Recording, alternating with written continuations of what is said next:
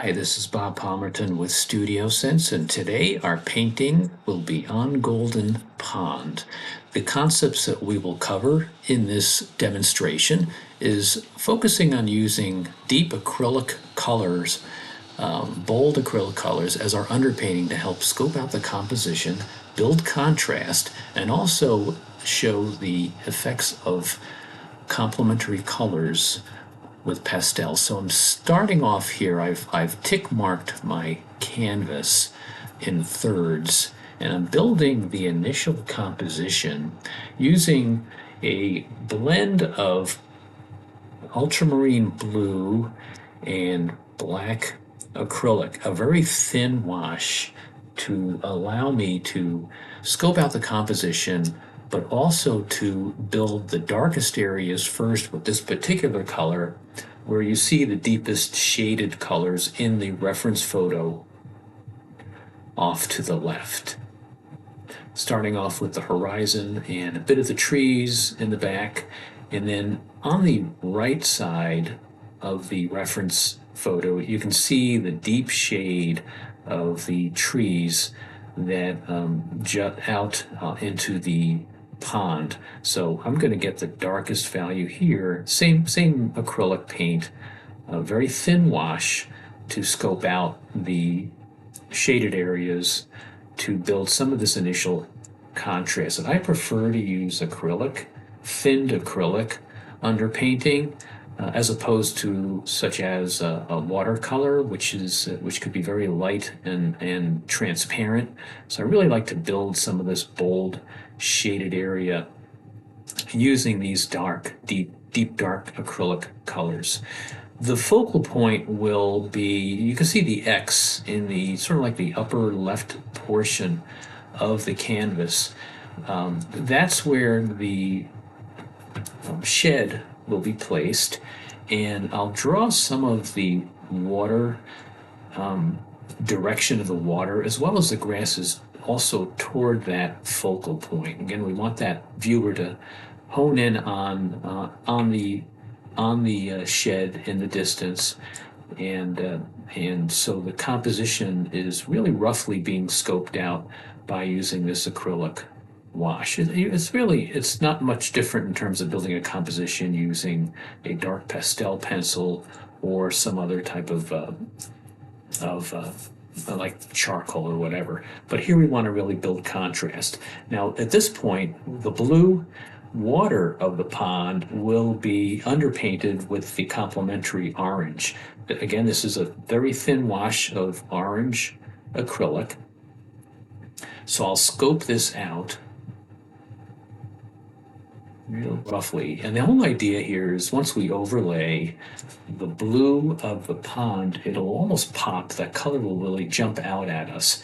And I'm kind of doing this roughly, this pastel. So you'll be seeing some areas where that underpainting will peek through.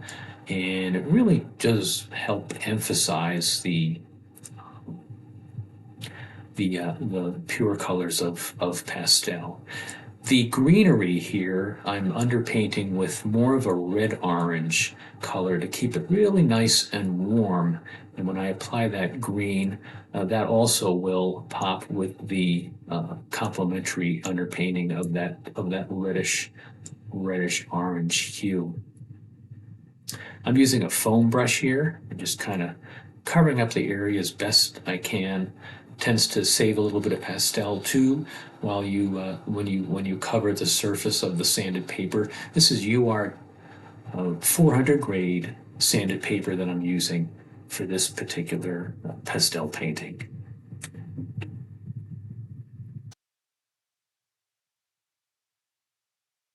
Just kind of wrapping up the surface.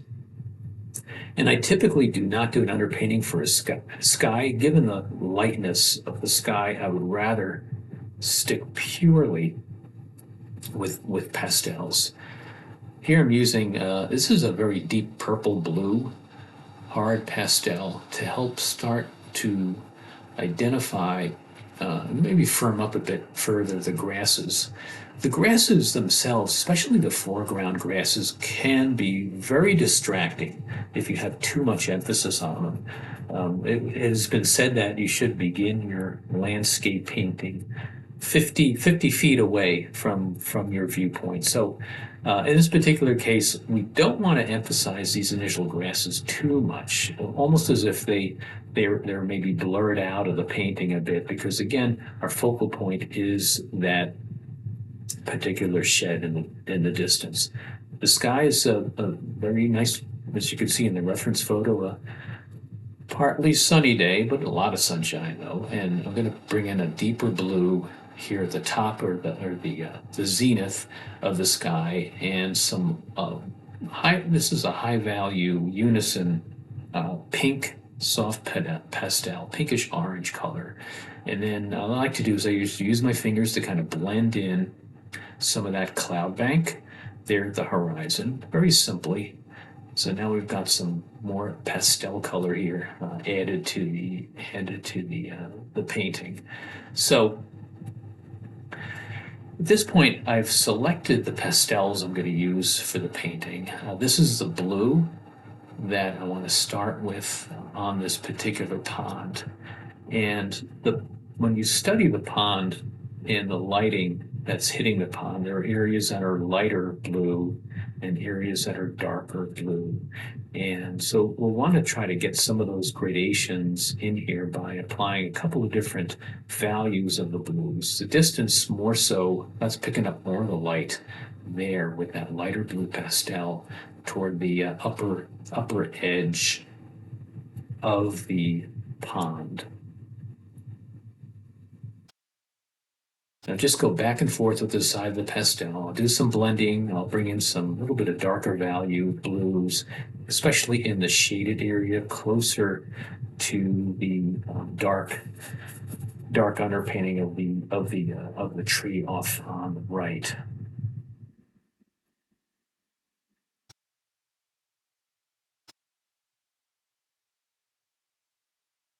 Typically, the darker areas of the water will be closer to the areas where there's a lot of foliage and tree cover and shade. So we want to use a deeper blue in those particular examples.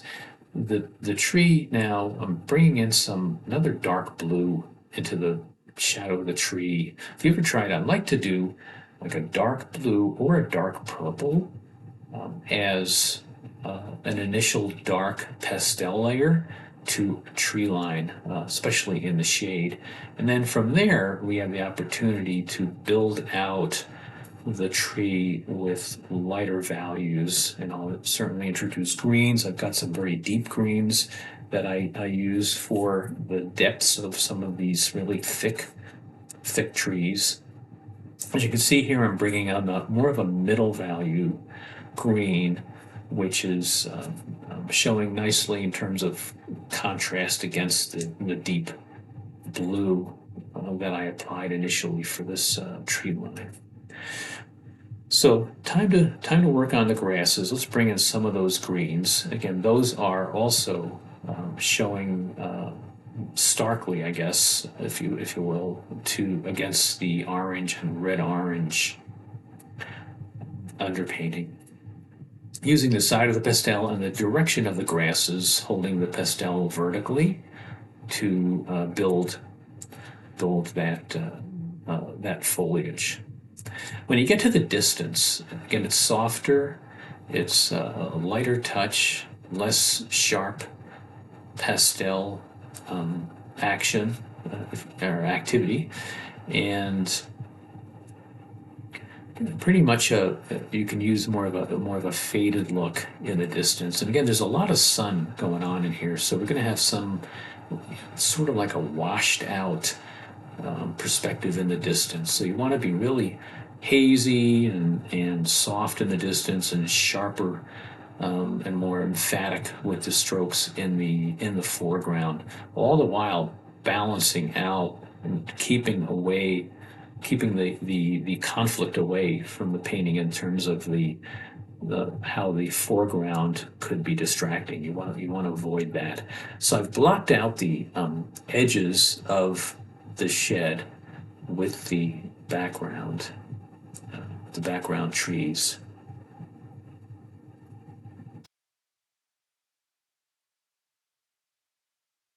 Sticking with those dark pastels, and then heading to more higher value pastels to pick up some of the highlights that we see in the trees, portions of the trees that are in direct sun, as opposed to the trees that are darker and further in the background of that horizon.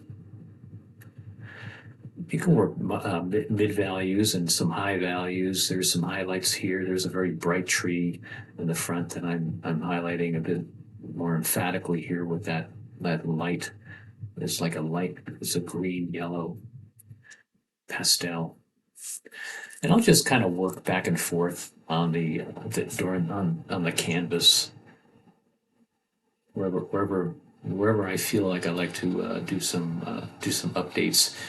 The colors, bringing in a mauve type color, the grasses in the reference photo have a fair amount of like pinks and like very light purples and mauve colors in the foliage. So we want to bring some of that in also, and that helps also to break up the greenery.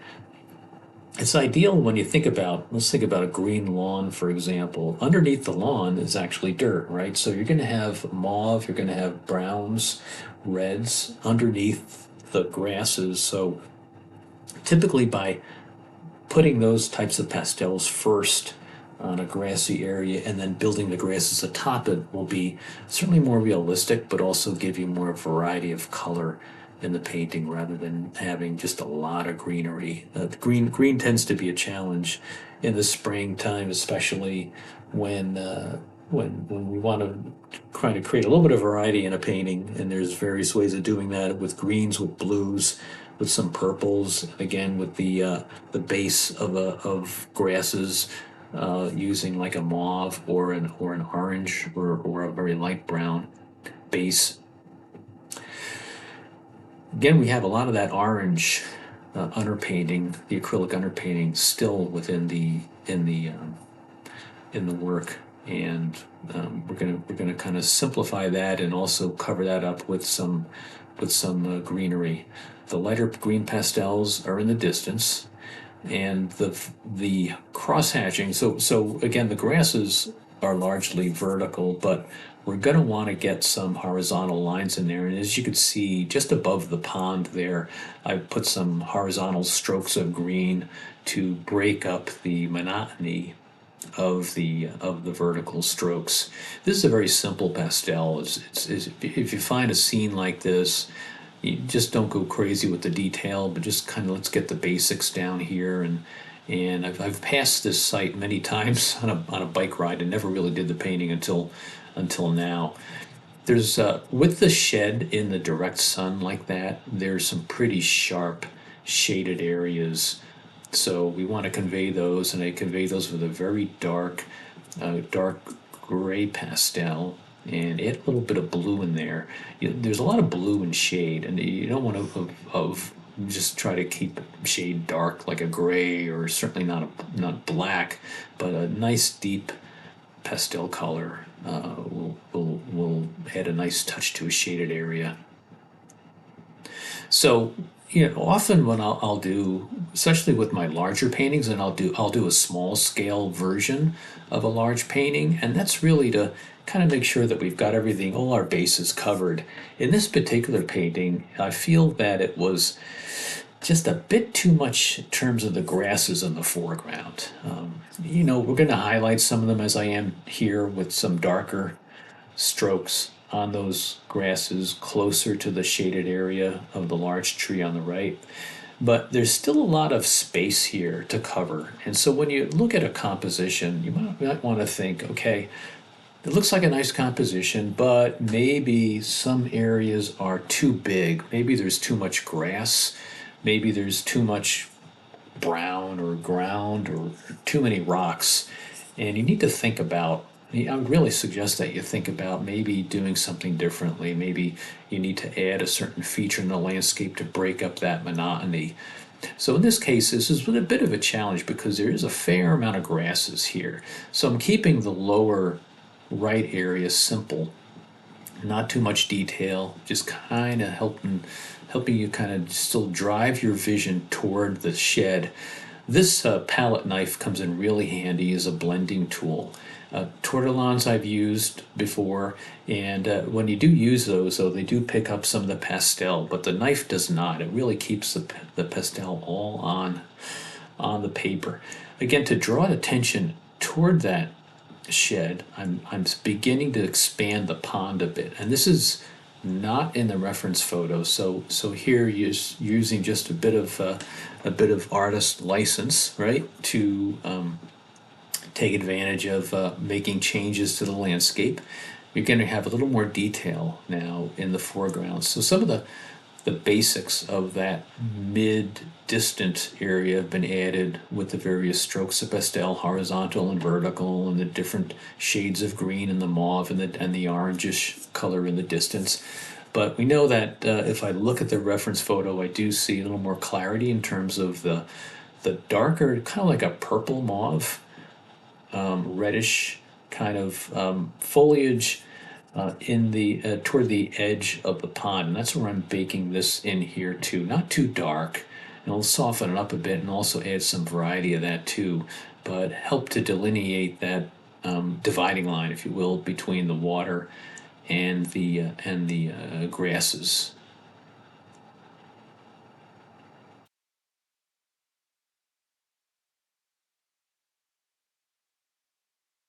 So as I continue the painting, I'm beginning to bring in lighter values to add dimension to the landscape.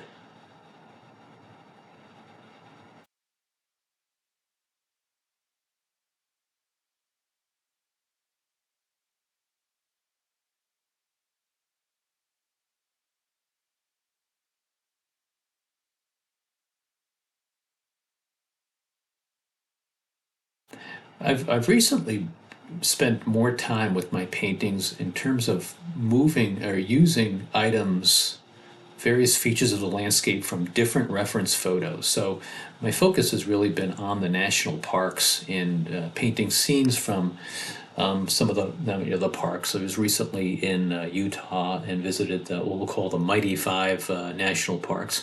But what I'll do with my paintings is, any reference photo is, it's not necessarily perfect. I'm not a photographer, not into really creating perfect photographs, but when you recognize that you could use a tree from one photograph, a rock from another, a path from a different one, as well as as long as you get the lighting right, because the photos may have been taken in different lighting, different times of the day, different angles of light, but you could bring those elements into your painting and create a composition and really spend time doing a composition and doing a small scale version of the painting by bringing different pieces from different reference photos. And that's something like kind of like a challenge that I've given myself recently, to be able to do that. And it really creates unique landscapes, and you could go on and on and on by modifying it, not making major changes, but updating it and keeping a painting on a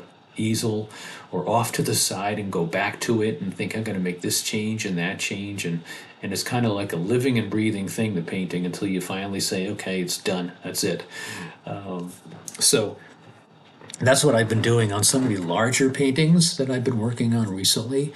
But here, it's a very simple painting, and the question is when you think you're done with the painting. But I think as long as when you feel like you're making some adjustments and they're not adding much value to it, then that's pretty much the time to be done with the painting. But here, for this demonstration, I wanted to just bring in some of the basics of this composition, the use of acrylic as an underpainting, and working complementary colors and contrast. There's pretty significant contrast here in this dark shade in a landscape.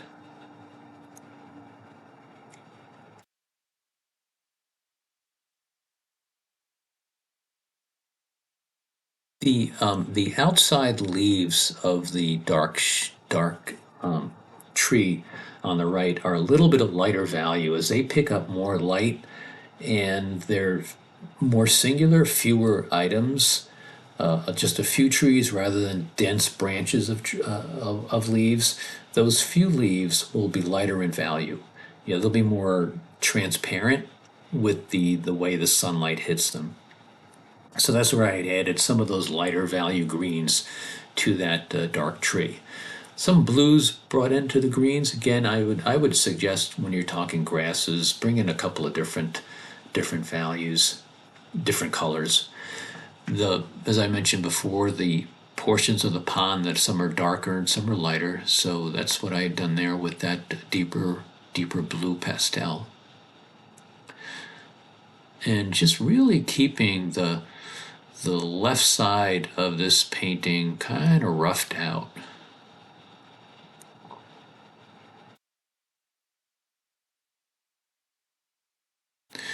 Using the side of the pastel in most cases and scumbling it across and bringing in some more and more lighter values to build dimension in these grasses. So I think they're, as you can see in the grasses, you've got that yellow orange showing through. You've got on the in the pond, you've got some of that orange also popping through there. So it's generally a warm painting because of that orange and yellow orange and a little bit of light red acrylic underpainting. So if you think of warm paintings or cool paintings, you could do the opposite with a cool painting and use a variety of blues and purples as an underpainting, a thin wash of acrylic underpainting if you want a painting that will be more cooler in tone. In this case, we are focusing on a warm painting.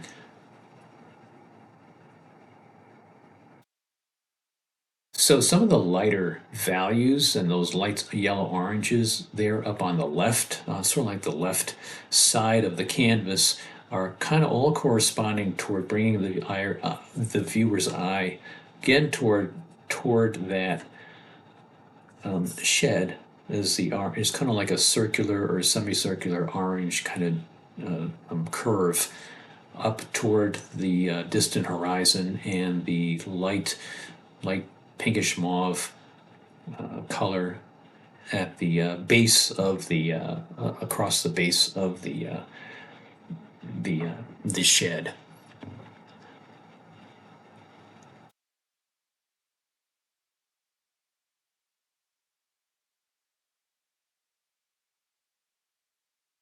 So here is the where I used some of my artist license, and I decided to break up some of the grasses in that area again to draw attention up toward the shed, but continuing the pond a bit. This is a Mount Vision, one of my favorite Mount Vision light blue pastels.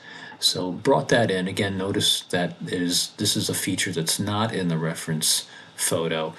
So we're going to create this feature that's not in the photo. We'll just want to make sure that the values of this particular non-referenced item are consistent with the values in that particular portion of the landscape.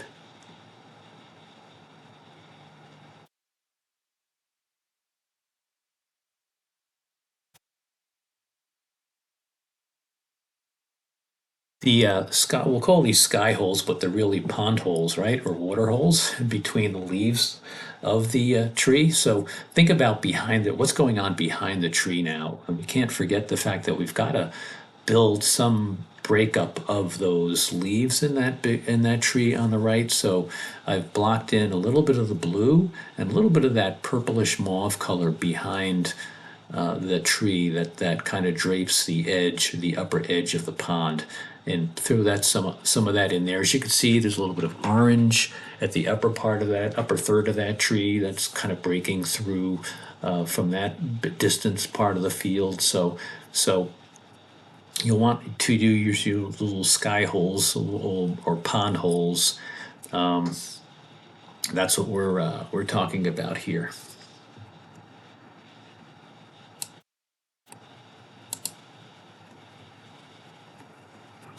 even more highlights now. So more edges, more highlights using, this is a very light blue pastel that that I've outlined the kind of like the tops of the grasses in that distant field near the shed, and a little bit of alternative strokes using a mid-value green pastel for little branches in those trees and just kind of reworking the detail. Often I'll use in this particular case, is a charcoal pencil to show some sticks and things in the dark. Gonna go with some of those, and can't leave off the trees now. The sky again being totally complete, we could just kind of spread out the trees a little bit more as desired.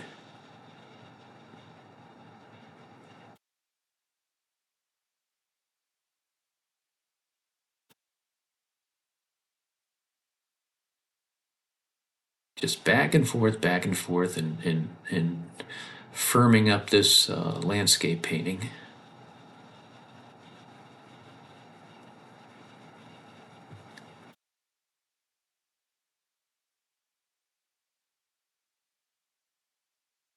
Just a little more detail on that shed. Now you notice in the reference photo, the shed is really tiny in that particular scene. So here's a gray, here's a hard gray pastel. So I decided to make the shed a bit bigger, more of a focal point here. Another thing to think about is, do you want to bring any wildlife in these paintings? That's another thing, a task or an item that I've added to a painting after the fact. And what I typically do is I go to the internet and look for like photographs of storks or any kind of bird, or especially deer. I've used deer, grabbed photos of deers from the internet, and those could become your subject matter in a particular scene. So typically I would use Microsoft Paint to import the image of my painting in progress and make changes on that on the computer, so I can throw in the image of a deer or birds, or even make other changes to the painting, either hazing out a particular area with like a bluish or a light blue shade, which you could do with paint over your painting and just see what it looks like. And if you like it, you could kind of go back to your painting and make those particular changes. Again, here I'm breaking up some of that tree line there with this kind of like this very bright tree, and a little bit of lighter light on that tree line horizon.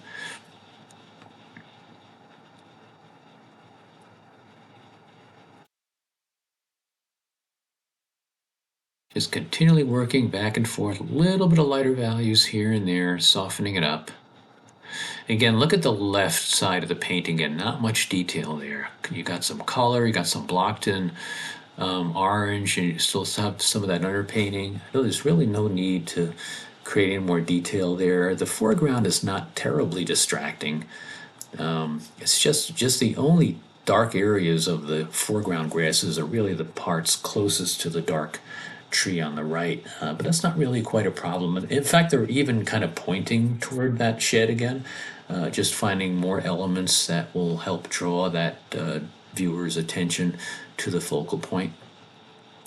By highlights and brighter colors and really high value pastels, we can also bring out attention to the shed by, as you can see, that very light blue, whitish pastel that I've applied near the shed at the base, just to the left of the shed there. Highlights go last. Pretty much just kind of back and forth in terms of putting a few dabs here or there.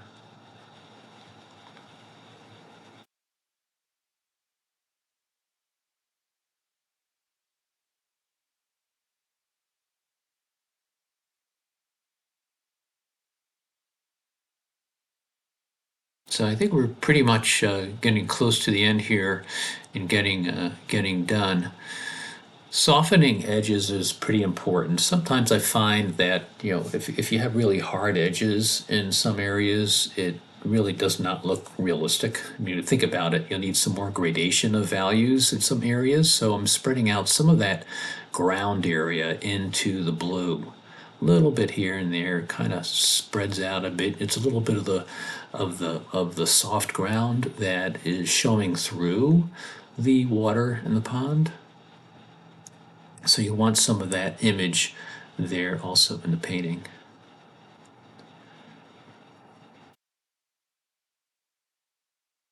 If you want to try this painting on your own, you'll be able to see my contact information, and you can request the digital image of the painting and try it out yourself.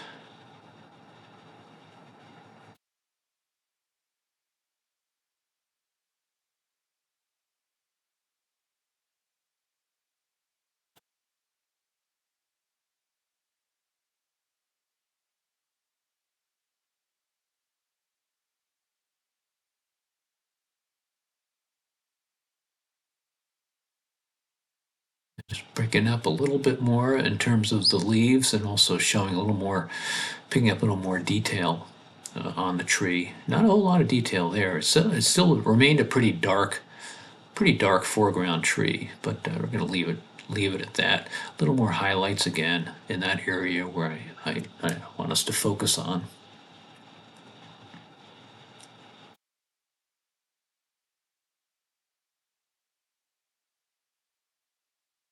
Bring in a little bit of color that you have in other parts of the painting to areas that did not have it, sort of like a color balance or color harmony.